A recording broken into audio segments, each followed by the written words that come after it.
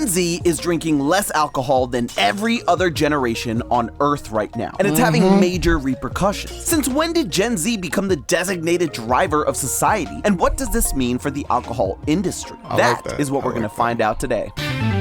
Okay. Hello, Internet. If you say so. To Food Theory, the show that's the perfect mocktail of chaos and edutainment. And yes, I did say mocktails because that is what's all on the rage. Cocktails are so blasé, so 2024. But you know what's not blasé? Clicking that subscribe button. But back to the point, why? Because Gen Z just isn't that into drinking. That's right, the same generation that revived Y2K fashion, embraced oat milk like it was liquid gold, and somehow made Crocs fashionable again, is now making alcohol-free living cool. And when Gen Z decides something is over, it's OVER. And boy, is it. They're drinking 20% less than the generation before them, the millennials, and 33% less than the other generations when it comes to beer. And Wait. That is a significant statistic. I mean, in the grand scheme, 33%? 33% less?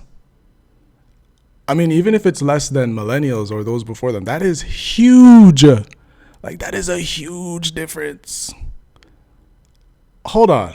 wine. For generations, drinking has been a cornerstone of social life, adulthood, and even celebrations. College parties, happy hours, wedding receptions. Alcohol has been at the center of all of it. Sure, it's not like everyone drank. There's plenty of people of every generation that don't. And yet, it's specifically the drinking rates among Gen Z that are plummeting. Bars and nightclubs are struggling to keep young customers, and they're scrambling to understand how to entertain. Because they're all at home. They're all on the server. They're all on the Discord. They're not at the bar at 11 o'clock.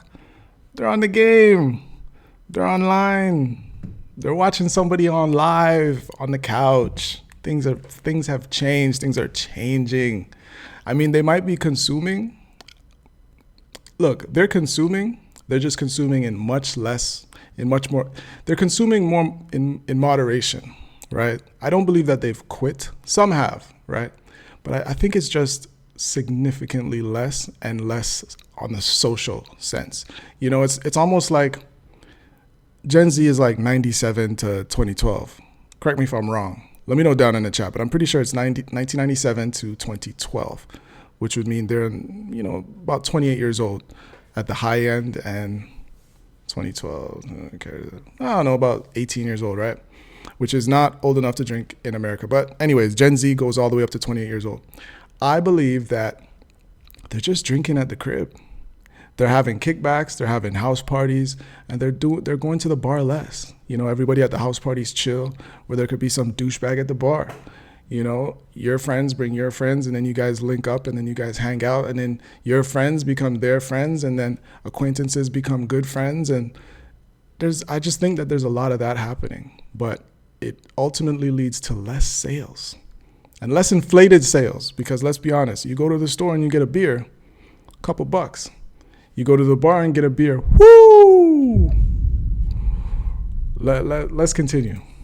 People that just don't want to partake in drinking. At first, this might seem like just another quirky generational shift, like the sudden return of bell-bottom jeans or that hairstyle that every Gen Zer insists on getting. But this is not just a passing trend. This is something that's already reshaping industries, marketing strategies, and even the future of alcohol itself. Because here's the thing, this might be bad news for the alcohol brands out there. This is an industry that has spent billions of dollars making sure alcohol is seen as an essential part of adulthood. But now, their golden goose, the young adult demographic that kept bars full and liquor sales booming, is disappearing. So let's be clear here. We're talking about people born between 1997 and 2012. Now that the oldest Gen Zers are in their mid-20s, gag, they are entering the consumer world, making their own purchasing choices and having a heavy influence on brands, trends, and everything else. So that's a good point. Like, they're spending money on things that they like, whether even food or,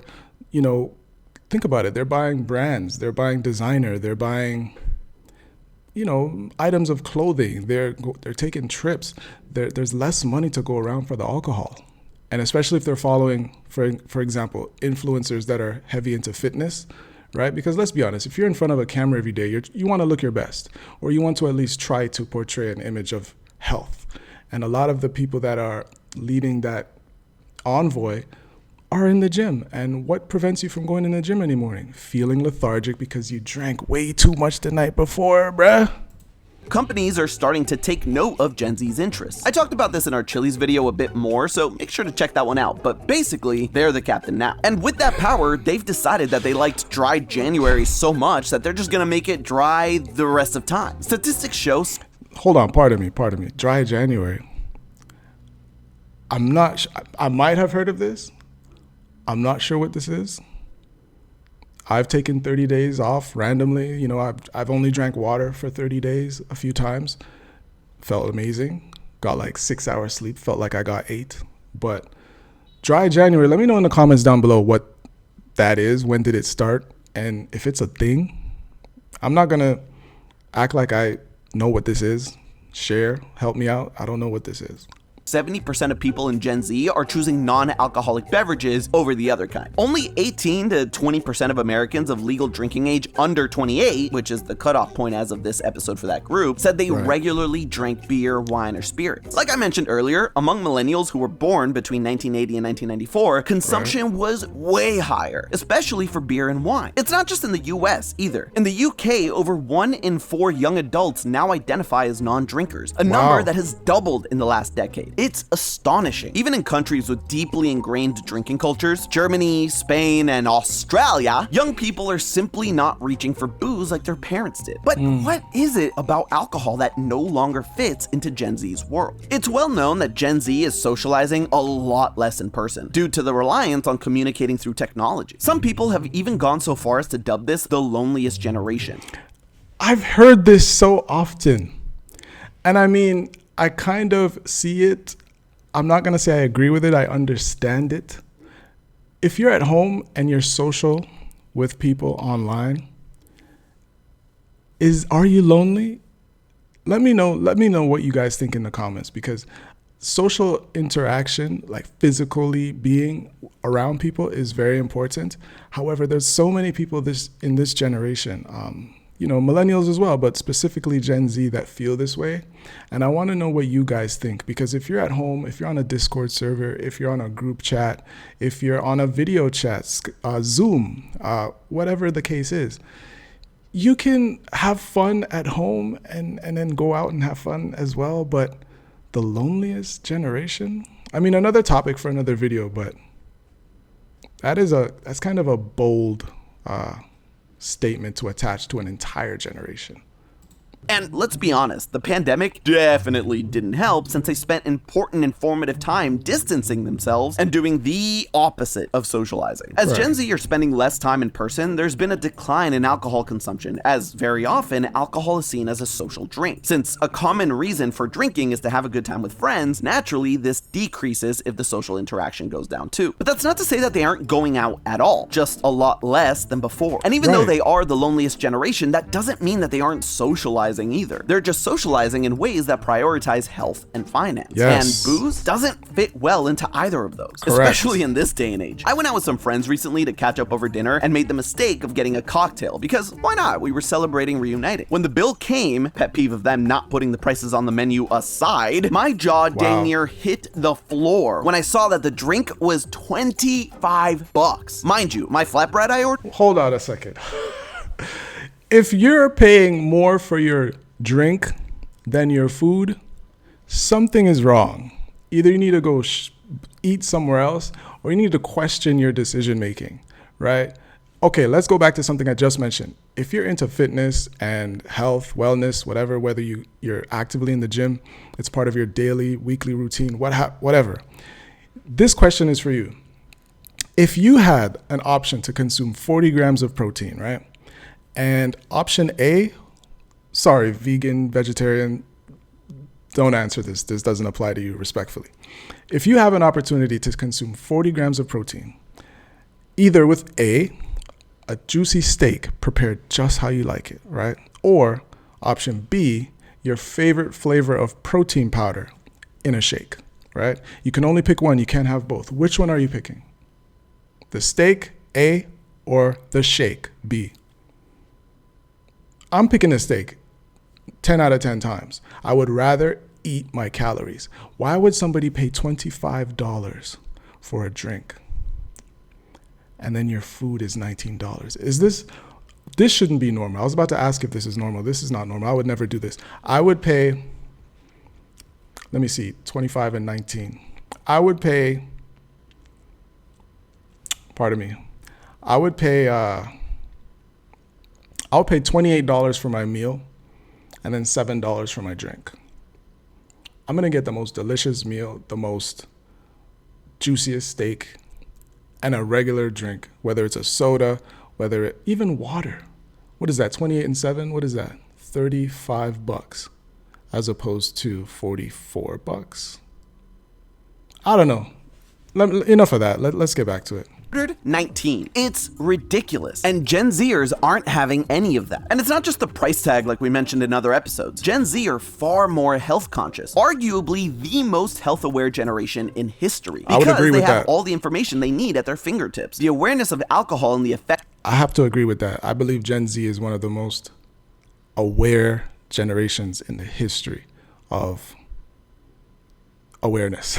You have information and knowledge at your fingertips, and a lot of y'all are using it so wisely, and you're making conscious decisions that benefit you both for the interim and for the long term. And I salute you and I commend you, and I agree with that 100%. It has on someone has significantly increased since the past generations. Sure, millennials were the first generation to have alcohol and drug educations in school, like the DARE campaign and Just Say No, but it was always vague and didn't harp on the actual health part of it. I remember as a kid, it was just, don't do this, it's bad for you, with some scary images, but we never really grasped the effect it had on our bodies. Gen Z, on the other hand, has had instant access to scientific research, nutritional breakdowns, and firsthand testimonials about how alcohol affects the body. So even from one generation to the next, there's a greater understanding of how alcohol can affect your health, and the results aren't pretty. Not just the physical aspect either, the mental one too. Almost 86% of the Gen Z population believe that their mental health is as significant as their physical health when considering drinking alcohol. And while, yeah, alcohol does have a relaxing effect by lowering your inhibitions, that's the reason why inebriated people do dumb things, there's a flip side to that coin, because it also disrupts sleep quality, gut health, and increases the presence of negative feeling like anger, depression, and anxiety. And Gen Z is already depressed and anxious enough as it is. So they're electing to move away from alcohol because they've got enough on their plate, or in their cup, as the case may be. I do want to point out that I know I'm referring to Gen Z as if it's some sort of monolith, and obviously it's not, but trends are incredibly significant in this generation, the generation of social media. And yeah, older generations, well, mostly just the millennials, did have social media from a relatively young age, but we're talking about people who've been sharing their lives with the world for as long as they can practically remember. And the influence of social media is absolutely one of the most important factors in them giving up liquor. See, 100%, right? Let me give you an example. Let's say you have an influencer that plays video games, right? And let's say it's a video game that's really popular with the younger generation, like folks that are not even, what is it, Gen Alpha? Like, let's say you have some 13 to 17-year-olds that are on, I don't know, Roblox. It's like, it's very easy for a content creator to go over their analytics. And if they see that they have a lot of young people watching them, this could be somebody who's above 19 that drinks from time to time. While they're creating content, whether they're streaming or they're creating videos, they're not going to drink. They're not going to have it in picture, right? And also, they're not going to market it, right? And what company is going to work with that influencer to market alcohol if they're speaking to people who don't consume alcohol, or they're not even old enough to consume alcohol, right? So social media has a huge influence, even back to what we mentioned earlier in the gym. All right, you guys, let me know down in the comments below. I think that we've gotten the gist of this video. It's a great video, by the way. Again, I think that Gen Z is not quitting, right? Because quitting is, to me, is like cold turkey. I think that it's just extremely moderated consumption, right? So they're drinking significantly less, right? If someone was to drink 4 or 5 times a week, you know, after work, they might head over to the bar with their colleagues. They're saying, you know what, I'm good. I gotta go get some rest. And, you know, they might drink on Friday and Saturday. And then from Monday to Friday, they'll work and go to the gym, or wake up early, go to the gym. It's a lot easier to wake up and go to the gym when you haven't drank too much the night before. Tell me I'm wrong. Drop it down in the comments below. If you woke up and you've pressed snooze when you know you should get up because you drank too much the night before, you understand what I'm saying to you. But anyways, guys, I really appreciate you guys watching.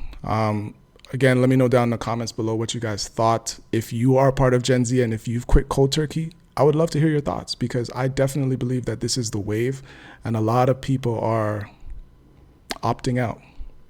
But anyways, again, I appreciate you guys. Talk to you in the next one. Peace.